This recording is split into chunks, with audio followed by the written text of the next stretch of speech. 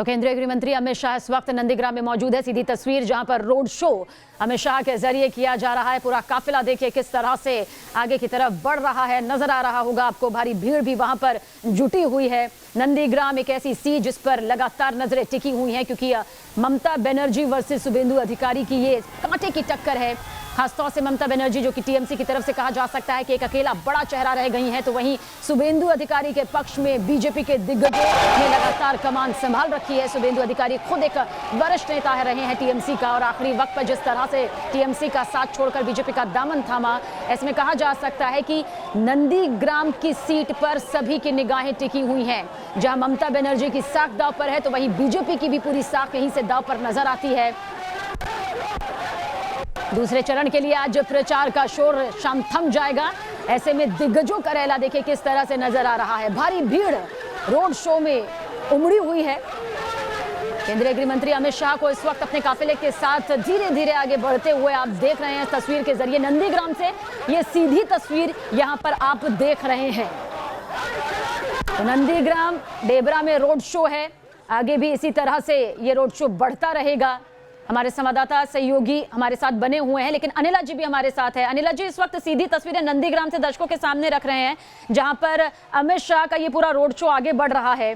लेकिन क्या ये कहा जा सकता है कि टीएमसी की तरफ से जहां एक बड़े चेहरे के तौर पर सिर्फ ममता बनर्जी नजर आती हैं, वहीं पर बीजेपी की पूरी साख दांव पर लगी हुई है, क्योंकि तमाम दिग्गजों का रैला हम लगातार नंदीग्राम में तो खासतौर से देख रहे हैं। देखिए, ऐसा है कि साख की बात मत करिए।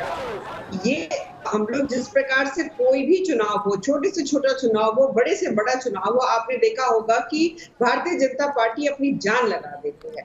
और जो विरोधी दल है वो ये आरोप के रूप में बोलते हैं कि भाई इनके तो सारे नेता कोई भी चुनाव हो उसमें लग जाते हैं। हाँ भी हमारे पास नेता हैं, हमारे पास कर्मठ नेता हैं, कर्मठ कार्यकर्ता हैं, डेडिकेटेड हैं अपनी पार्टी के लिए, अपनी आइडियोलॉजी के लिए।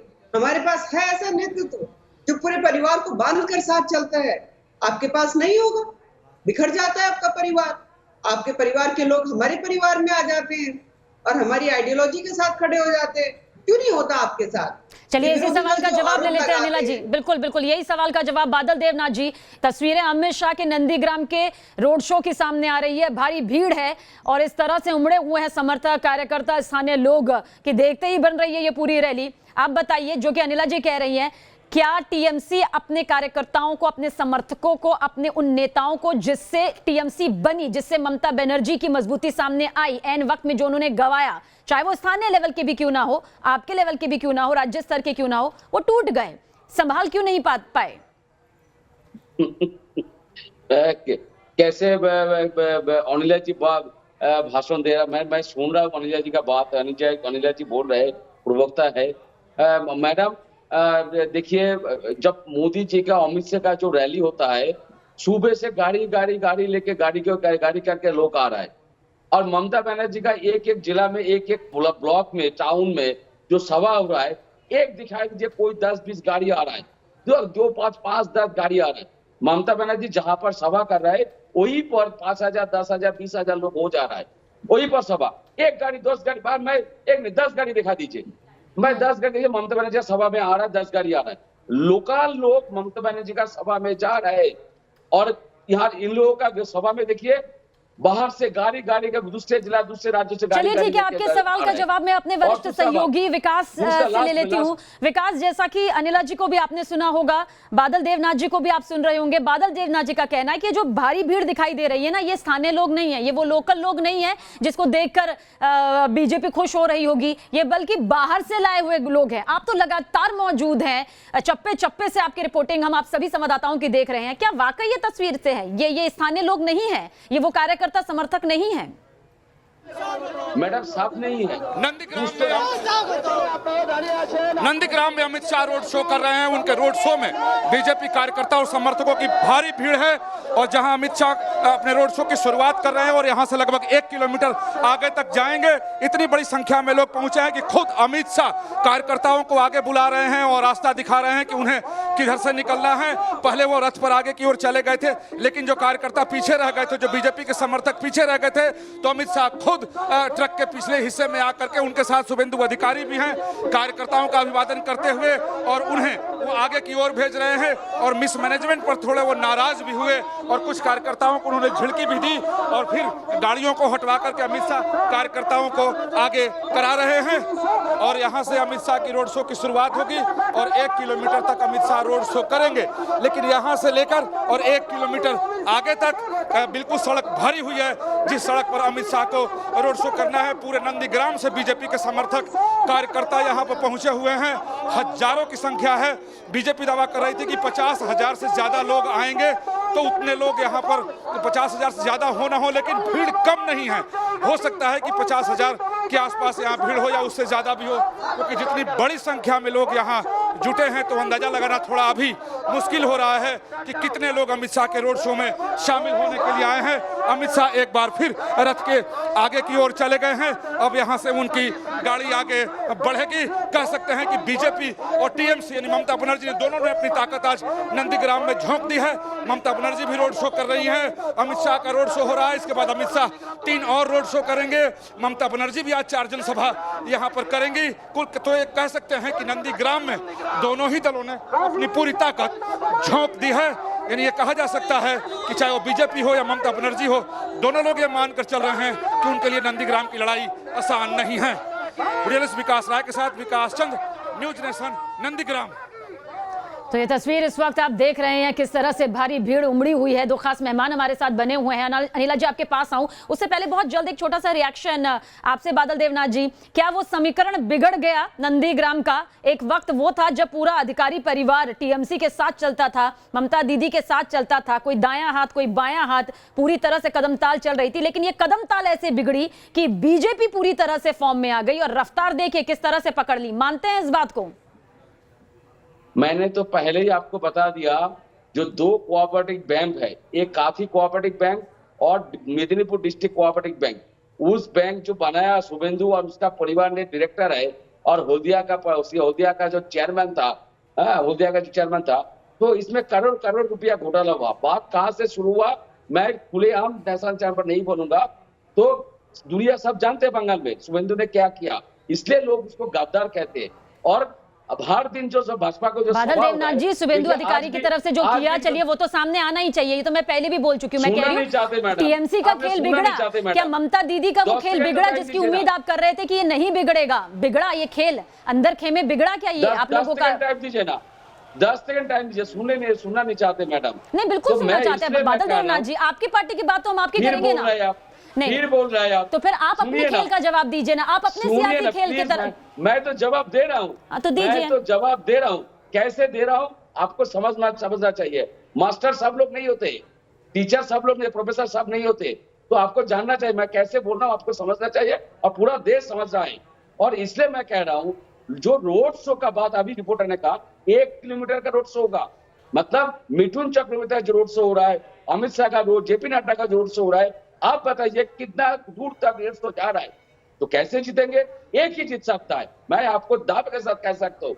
जैसे मेदिनीपुर में हुआ था, जहां जो भी व्यक्ति जो भी आदमी वोट डाल रहा है वो भाजपा से वीपी बैंक में भाजपा निकाल रहा है, तो उससे अलावा कुछ नहीं। हाँ, चलिए आपकी बात यहाँ पर सुन लिया, मत कहिएगा कि आपको वक्त नहीं दिया, लेकिन सवाल जो था जवाब वो नहीं था। जवाब आपने जो दिया, मैं ये नहीं कह रही कि वो जवाब सही है या गलत है, लेकिन उस सवाल का जवाब नहीं है। मैं आपसे आपके सियासी समीकरण और खेल बिगड़ने की बात पूछ रही हूँ। आप बीजेपी के खेल बनने और बिगड़ने की बात यहाँ पर कर रहे हैं। अनिला जी, क्या आपको लगता है नंदीग्राम सीट का जो ये पूरा समीकरण है सियासी, वो बिगड़ गया? अधिकारी परिवार जो टीएमसी के साथ हुआ करता था वो बीजेपी के साथ हो गया, और यही वजह है कि इतनी बड़ी तस्वीर इस वक्त अमित शाह के इस रोड शो से सामने आ रही हैं।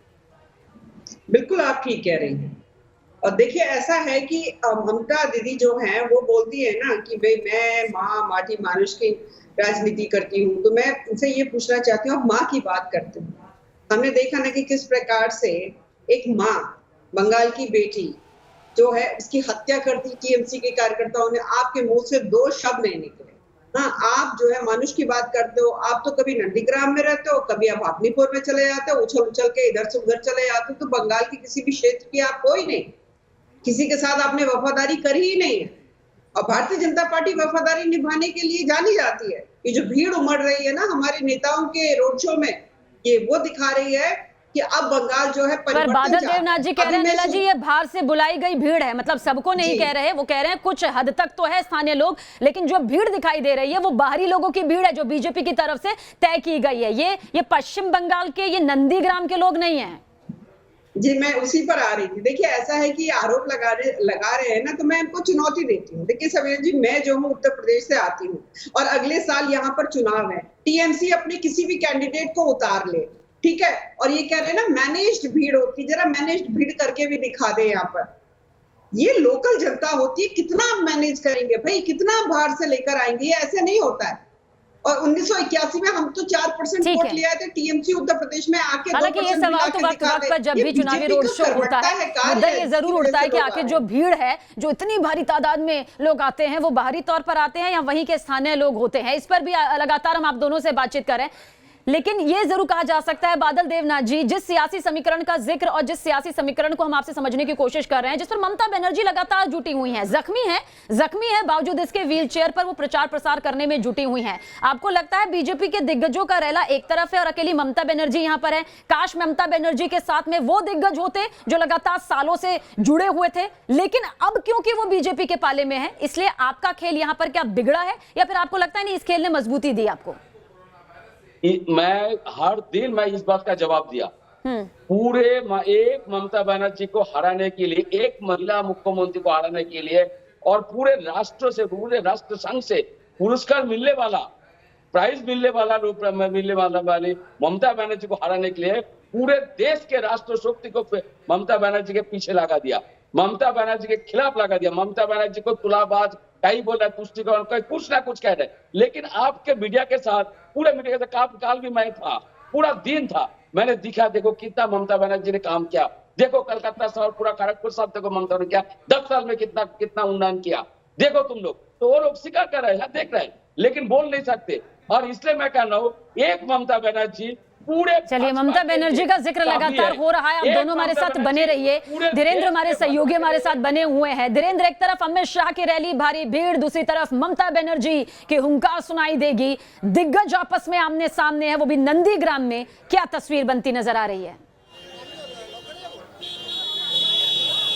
देखिए, तस्वीर सबसे ज़्यादा इस पूरे बंगाल चुनाव की सबसे प्रतीकात्मक अगर तस्वीर है तो वो नंदीग्राम है, क्योंकि नंदीग्राम इस पूरे राज्य की राजनीति में आए हुए बदलाव को सही से रेखांकित करता है कि ममता बनर्जी जब 2007 में चली थी, जब उन्होंने 34 साल के एक शासन को उखाड़ फेंका था, तो उस वक्त उनके साथ जो लोग थे आज वो कहाँ खड़े हैं? क्या वो लोग, उनके तमाम जितने सारे साथी थे वो उनके साथ खड़े हैं क्या, या ममता बनर्जी आज फिर 2007 की तरह एक नया कारवां बनाने की कोशिश में है? इस पूरी लड़ाई में अगर आप देखेंगे कि आज जिस तरह के रोड शो वहां केंद्रीय गृह मंत्री अमित शाह कर रहे हैं, इस पूरे सीट पर अगर मैं बात करूं कि किस तरह से एक पूरा प्लान बीजेपी ने आज से नहीं बहुत लंबे समय से बनाया था, जो केंद्रीय मंत्री हैं धर्मेंद्र प्रधान, उनको ये जिम्मेदारी दी थी, यानी एक सीट की इस पूरी जिम्मेदारी धर्मेंद्र प्रधान के बाद थी। उसके बाद आपने इस पूरी रणनीति को देखा होगा। आज जब ममता बनर्जी अपने कंधे पर अकेले इस पूरे तृणमूल को लेकर आगे चल रही हैं, उनके साथ के समय के सहयोगी और यहाँ के सबसे कद्दावर नेता, क्योंकि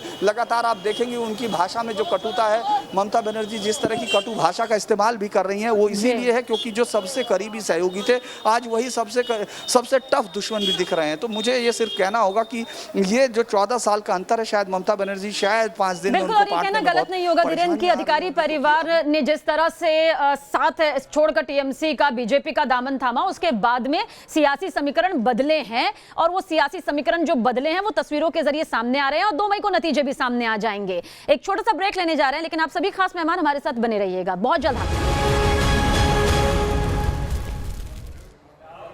तो नंदीग्राम के संग्राम पर लगातार हमारी महा कवरेज जारी है, क्योंकि हम बात कर रहे हैं ममता बनर्जी की और साथ ही देखिए तस्वीरें भी लगातार आप तक पहुंचा रहे हैं। फिलहाल जो तस्वीर इस वक्त आप देख रहे हैं अमित शाह के रोड शो की ये तस्वीर है, ढोल नगाड़ों के साथ किस तरह से पूरी तैयारी नंदीग्राम में की गई है और दूसरी तरफ ममता बनर्जी का भी रोड शो है, वहां से भी ये तैयारी की गई है। बादल देवनाथ जी, अनिला जी, 2 खास मेहमान लगातार हमारे साथ चर्चा कर रहे हैं, बातचीत कर रहे हैं। बादल देवनाथ जी, शुभेंदु अधिकारी ने ही नहीं बल्कि कई बीजेपी में शामिल हुए खुद टीएमसी के जो दिग्गज रहे हैं, स्थानीय नेता रहे हैं, वो कह रहे हैं कि ममता बनर्जी रिपोर्ट कार्ड नहीं दिखा रही हैं। क्या कुछ 5 सालों में हुआ, क्या कुछ 10 सालों में हुआ, वो ममता बनर्जी नहीं दिखा रही हैं। उनके अंदर बहुत से मुद्दों को लेकर नाराजगी रही, इसीलिए उन्होंने ये साथ यहाँ पर छोड़ा, बीजेपी का दामन थामा। आपको लगता है कि संभाल लिया होता तो तस्वीर आज बदली बदली नजर आती, ममता बनर्जी अकेली ना दिखाई दे रही होती? फिर मैं कह रहा हूँ मैडम, मैं 2-3 बातें करूंगा। पहला आपका सवाल का जवाब देने से पहले रिपोर्टर का एक जवाब मैं देना चाहता हूँ। उन्होंने कहा ममता बनर्जी पूरे तृणमूल को लेके चल रही है। मैं कह रहा हूँ रिपोर्टर को और आपके न्यूज के चैनल के माध्यम से, पूरे देश को कहना चाहता हूँ, पूरे विश्व को कहना चाहता हूँ, ममता बनर्जी सिर्फ तृणमूल को लेके नहीं चल रहे, पूरे बंगाली समाज का कल्चर, कृष्टि कल्चर, संस्कृति सबको लेके चल रही है। और पूरे देश को वो एक पथो निर्देश दिखा रहे हैं, जो बांग्ला में कहते हैं, तो वो निर्देश वो दिखा रहे, राष्ट्र कैसे चलना चाहिए, समाज कैसे, जाति कैसे चलना चाहिए, वो दिखा रहे ममता बनर्जी, सिर्फ तृणमूल को नहीं।